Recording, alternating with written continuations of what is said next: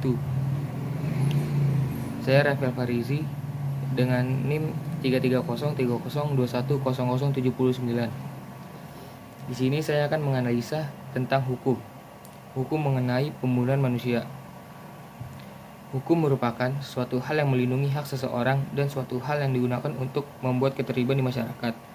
Hukum di Indonesia adalah hukum peninggalan dari Belanda. Indonesia belum mampu membuat hukum sendiri. Meskipun hukum itu memiliki sifat yang memaksa dan memiliki sanksi yang tegas, tapi masih ada saja masyarakat yang tidak mau mematuhi hukum dan melanggarnya. Negara pun juga merasa kesusahan, karena Indonesia adalah negara yang terdiri dari pulau-pulau yang dipisahkan oleh lautan yang luas. Oleh karena itu, Indonesia memiliki keanekaragaman budaya, bangsa, agama, ras, dan suku. Pembunuhan manusia adalah sebuah perbuatan menghilangkan nyawa manusia dengan sengaja.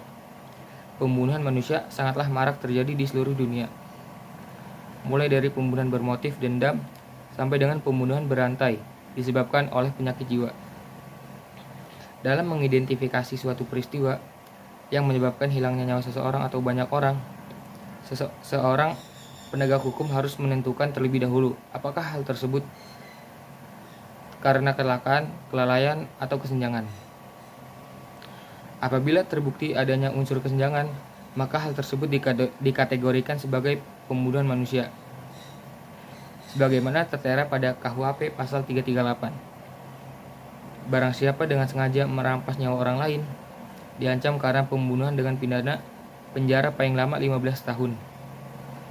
Lantas, apakah yang dimaksud dengan kesenjangan? Kesenjangan adalah sebuah perbuatan yang dilakukan dengan niat. Oleh karena itu, pembunuhan selalu diiringi dengan motif. Motif adalah sebuah alasan yang mendasari dari niat tersebut. Apabila penegak hukum berhasil menemukan motif, maka akan memperkuat unsur kesenjangan dari pembunuhan tersebut. Dalam jenis-jenisnya, pembunuhan dibagi menjadi dua, yaitu pembunuhan biasa dan pembunuhan berencana. Pembunuhan biasa adalah hal yang dilakukan karena spontanitas tanpa disertai adanya pikiran lain terlebih dahulu. Hal tersebut biasanya terjadi karena luapan kemarahan, ketakutan, kecemburuan, dan kebencian sebagai motif pendorong dari perbuatannya. Pembunuhan berencana adalah pembunuhan yang dilakukan dengan langkah-langkah terlebih dahulu sebelum melakukan perbuatannya, di mana dalam langkah tersebut seseorang mempunyai waktu untuk berpikir dan mengurungkan niatnya. Namun orang tersebut tetap berkeyakinan untuk membunuh orang lain. Misalkan, kedua orang bertengkar, kemudian orang tersebut pulang ke rumah dan mengambil senjata tajam untuk membunuh orang yang berseteru dengannya. Maka hal tersebut dapat dikategorikan sebagai pembunuh berencana.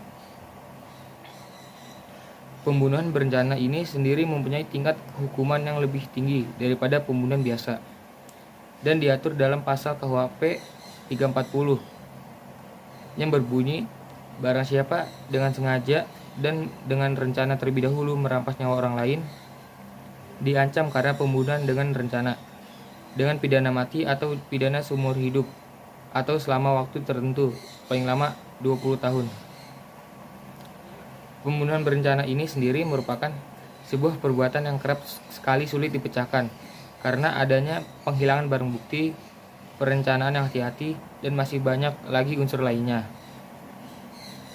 Apabila pembunuhan tersebut dilakukan atas suruhan orang, maka orang yang menyuruhnya akan dikenai pasal pembunuhan berencana, sedangkan yang disuruhnya akan dikenai pasal 344 KUHP. Barang siapa merampas nyawa orang lain atas permintaan orang itu sendiri yang jelas dinyatakan dengan kesungguhan hati, diancam dengan pidana penjara paling lama 12 tahun. Dalam pembelaan suatu tindak pidana pembunuhan manusia, ada beberapa unsur yang dapat meringankan terdakwa, diantaranya pengakuan, penyesalan, kesadaran, kejiwaan, dan motif yang menunjukkan pilihan yang sempit. Sedangkan apabila kurangnya bukti-bukti yang dapat menjerat terdakwa, maka akan diputus bebas demi hukum. Itu saja analisa dari saya. Kurang lebihnya mohon maaf. Wassalamualaikum warahmatullahi wabarakatuh.